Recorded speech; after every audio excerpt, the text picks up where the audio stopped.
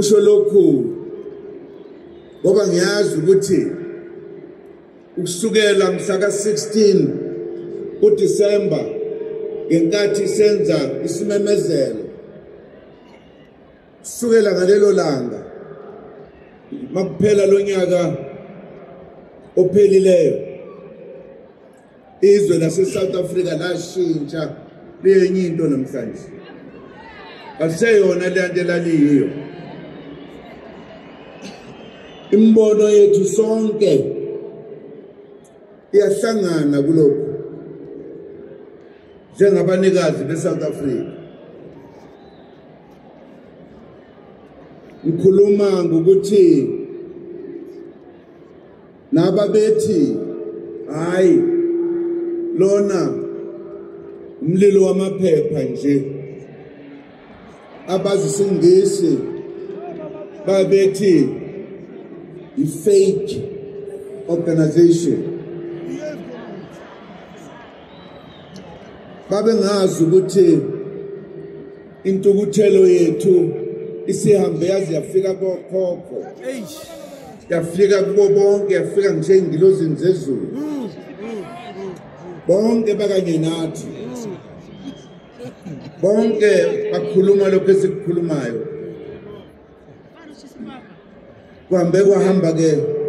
kwafika isikhathi sokuthi sithi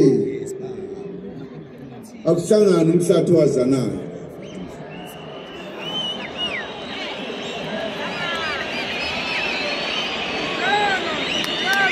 angazi ukuthi ongeke abe khona kulomhlangano uzobe ehlangene nobani yena ngoba thina umhlatho wazanayo siyobe sihlangene elamanqamu kule nyanga ezayo yodela uMakhasana enowazibona ingqubudlala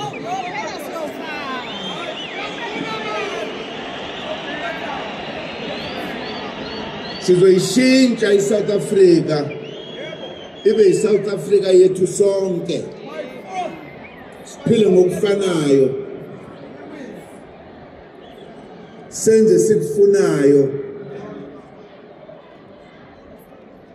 sizwe ezweni lethu sikhululekile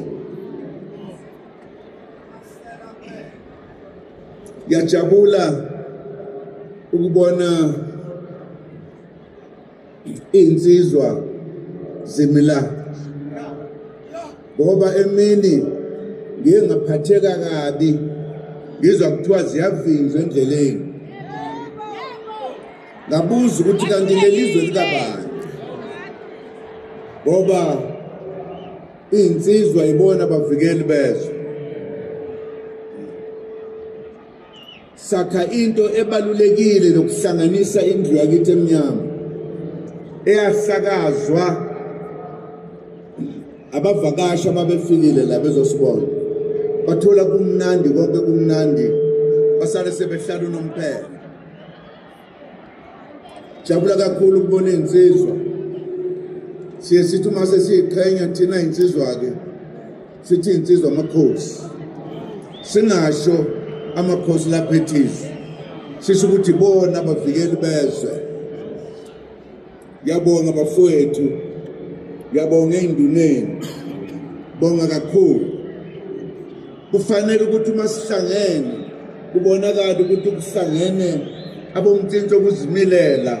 kuleli lizwe lase-Afrika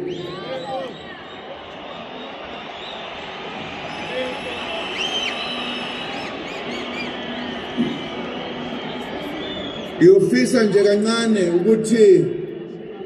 ngichaze ukuthi yini le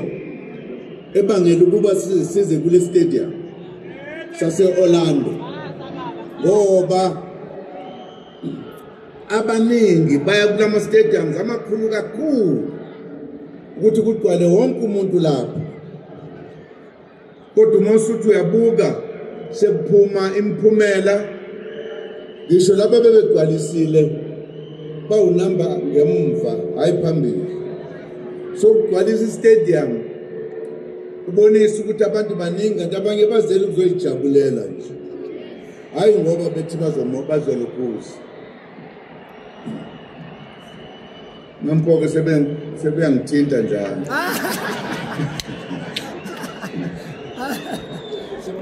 Orlando la isizathu esibangela ukuthi thina njengenhlangano umkhonto wesizwe ngeke sahamba siye kwezinye indawo sizoza la eOrlando ngezizathu ezibalulekile emva kwesikhathi eside silwela inkululeko singabantu abamnyama kwahamba uhulumeni wobandlululo wabona ukuthi lo mbutho owakhiwa okhokho uyahlupha ngoba ufuna inkululeko futhi lenhlangano le okwakuthiwa uANC yakhiwa amakhosi kanye nabefundisi nezifundiswa ezaze zikhona ngaleso sikhathi ezasaqondile ngqo ngoba kuhamba zaningi seyabanga mayihamba indlela abanye bawele ngaphandle abanye bawele ngaphakathi lokho ke kwenza ukuthi uhulumeni wobandlululo uthi uma sivumela amakhosi lawa abathi bona base bewehlulile abe kulombutho kuzokonakala kubona ngoba bazolibuyisa izwe labo ngoba bona ilwele izwe labo base bethatha isinqumo sokuthi ayikhishwe emthethweni iANC ingabe saba khona emthethweni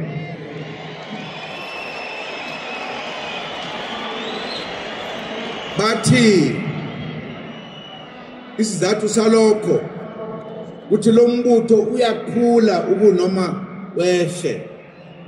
futhi uvikela amandla amakhosi ukuthi amakhosi uma kulo mbutho athola amandla angaphezulu kwalawa ngaba nawo okulwela izwe labo kufanele ukuthi sibahlukanise kanye nalombutho babiza iANC ngokuthi umbutho weziphekula zikhuni belethi igama nje elihluphayo benzela ukuthi inkosi nenkosi yabona ukuthi uma ithi yaqhubeka neANC kuzothiwa iziphekula zikhuni eqinisweni abacindezeli babehlukanisa lo mbutho namakhosi ukuze baphuce amandla amakhosi nesithunzi sawo nokuhlonipheka kwawo ezweni lethu yenzelwa lonto lento kufanele sikwazi lokho kwaba ugadla okukhulu kwezitha kulaba babehola iANC bacabanga abantu behleli ukuthi sizokwenza njani uma kunje ngoba manje iorganization yethu noma umbutho wethu usuvalwe umlomo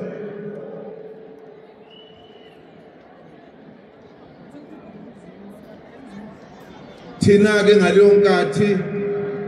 kwaku 1960 lo sasibasha sishisa be sathi masikhuluma sisodwa sathi abaholi abangawathathi amazwi azophuma kubacindezeli iANC ayakhiwanga abacindezeli yakhiwa indlu emnyama sishisa sinolaka siyintsha sifisa ukulwa sife manje sifela izwe lethu singazi ukuthi ngaleyo nkathi kanti abaholi babexoxa ebumnyameni sebengene ngaphansi komhlaba ukuthi kuzokwenziwa njani uma kunje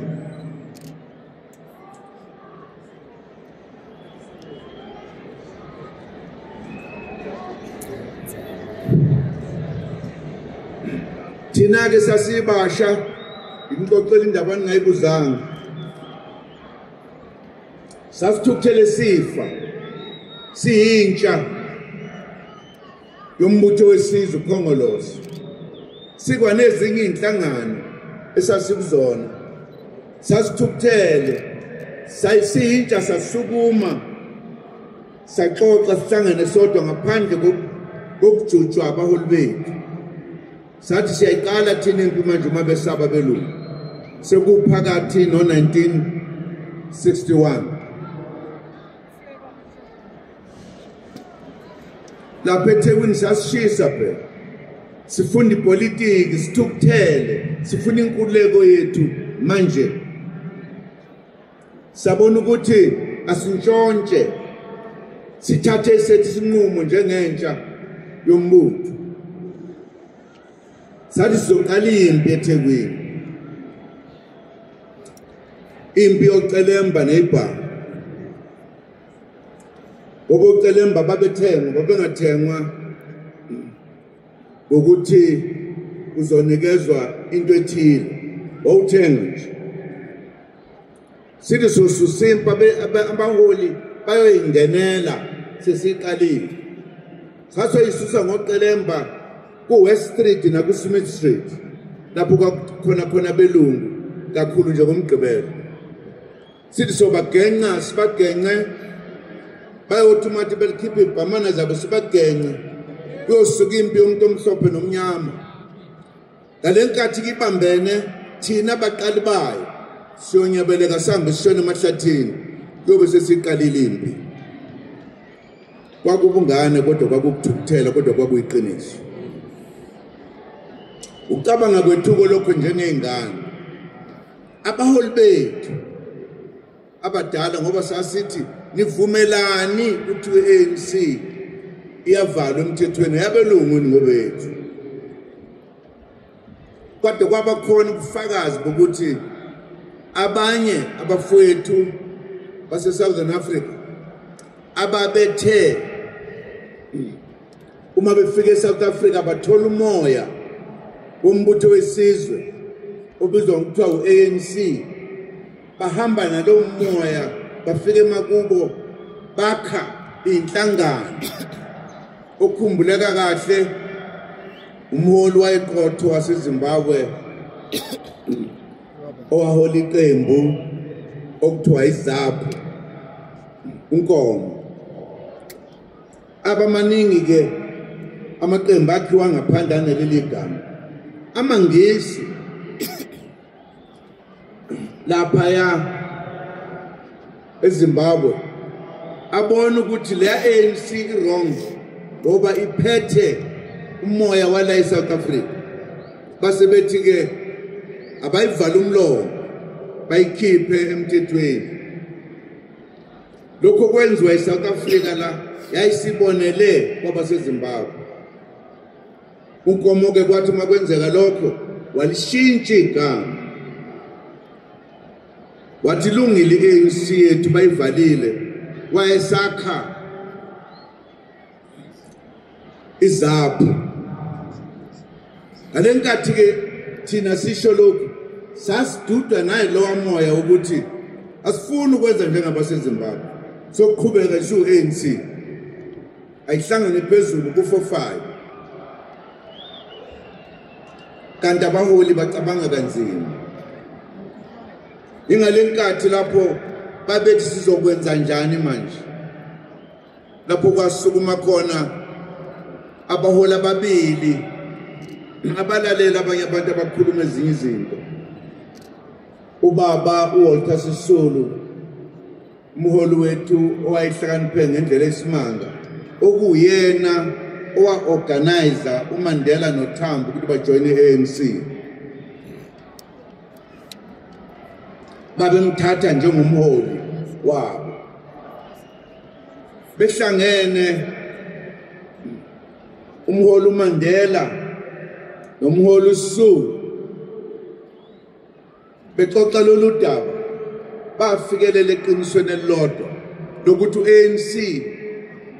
bavumelana bonke abaholi ukuthi akashone phansi komhlaba angaziwa kodwa aqhubeka asebenze lolu nkululeko. Kufuneka inhlangano entsha. Bavumelana ukuthi inyathelo elizothathwa manje elokuthi kuliwe kuphuma igazi ku-45. Bathi mase bexoxile bobabili sebevumelene. Base bethi ngoba babe ngamalungu esigungu esiphezulu i-NEC bazoya khona bayothula udaba lokuthi ayibambani aku-45. Bacela ukuthi umhlangano olandelayo banikezwe ithuba. Wathi uTata uSisulu wena ke Diba ozolida le discussion kuba wayekwazi ukukhuluma. Nangempela wanikezwe ithuba wayibeka indaba. Bengazi abaholi abadala nababemkantshubomvu. Omunye wayemkantshubomvu kwezepolitiki lapha eAfrika nase-South Africa. Ubaba umholi owaziwa kakhulu owayeyikomanishi kodwa futhi eyilungu lesigungu saka-ANC wayebizwa kuthiwa uMoses Kotane.